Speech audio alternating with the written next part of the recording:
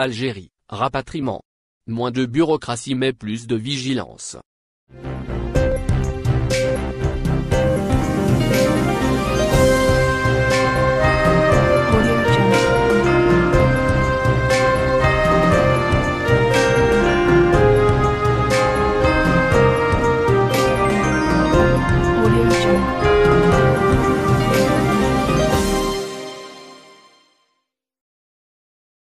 Après avoir été suspendu temporairement à cause de l'apparition de la nouvelle souche de coronavirus, les opérations des rapatriements des Algériens bloqués à l'étranger ont repris progressivement depuis le 18 janvier par le vol de Casablanca, ensuite celui de Paris le jeudi passé, prenant en compte les recommandations du comité scientifique de suivi et de l'évolution de la pandémie du Covid-19.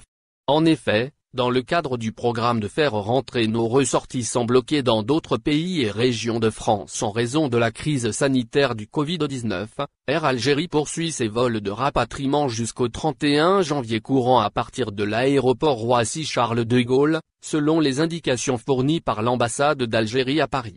L'acheminement des ressortissants algériens depuis les autres pays vers Paris sera effectué par des compagnies étrangères.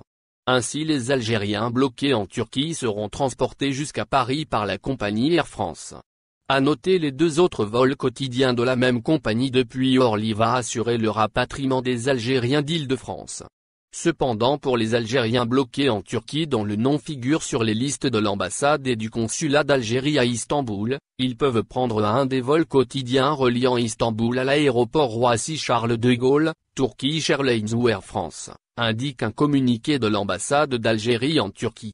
Une fois arrivés, ils peuvent prendre un des vols de rapatriement à destination d'Alger, programmés jusqu'au 31 janvier.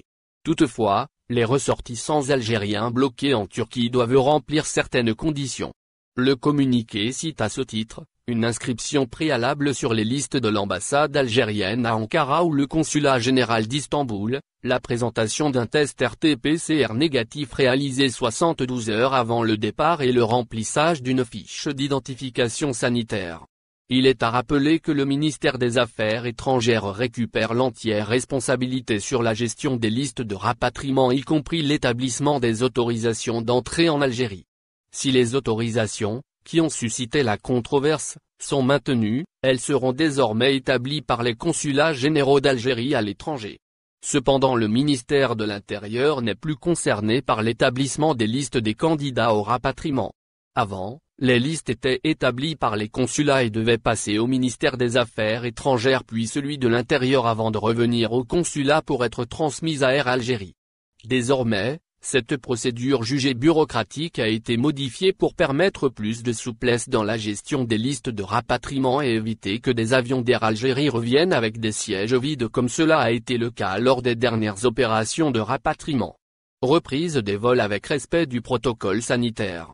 Après avoir été sollicité pour donner son avis sur une reprise des vols de rapatriement d'Air Algérie, les experts du comité scientifique ont rendu un avis favorable pour la reprise des vols de rapatriement qui ont été partiellement suspendus le 10 janvier dernier à cause de l'apparition d'une nouvelle souche du coronavirus. Lors d'une déclaration médiatique, le Dr Bekat Berkani, membre du comité scientifique, avait indiqué que les opérations de rapatriement devaient se poursuivre. À mon sens, un test PCR de 72 heures et des listes gérées uniquement par les consulats serait largement suffisant. Recommanda Berkani. Abonnez-vous à notre chaîne.